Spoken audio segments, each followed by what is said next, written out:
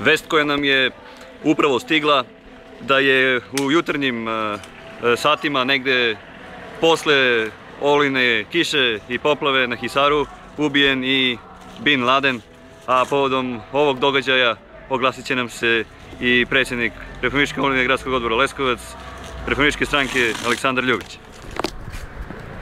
Utepaši ga, ja sam mu i nož pozemljivao, pod šatori smo ga krili, po kisu, ali termalne vode ga pojebale. Znači pala kiša od mnogo vode, mi smo ga u naš šator, evo ovo sve naš šator, nego onaj vojni šator. Tamo smo ga mi čuvali, znaš. I Osama Bin Laden je još na 5. oktobar tamo sa revolucionari dizao uzbune.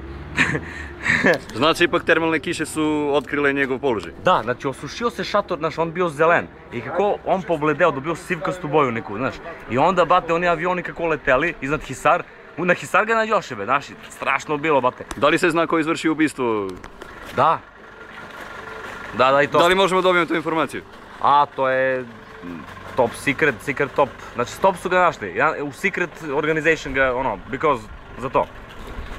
Pošto je naša ekipa izašla na teren i vidimo trenutno mnogo šatora koji se suše i gdje se krio Bin Laden, pitamo šta ćete sada da radite s ovim šatorima? Da li će i dalje biti vaše vlasništvo ili čujemo da skupljate sredstva za pomoć porodici Bin Ladenu pa ćete prodati sve ove stvari, a vidimo i imate ovdje neki cenovnik za hranu i upotrebu toaleta i prostorija.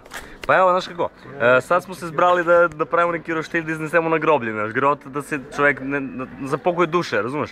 A inače, energija revolucije je nestala, znači će da vidimo, će preprodamo neke stvari, ono što se on krio po brdišta tamo na Hisar pa nalazi ili igle, to je ona igla što se skiduje avioni, nije ona igla iz rimskog doba, to pogrešili, znaš, to je ona igla, znaš.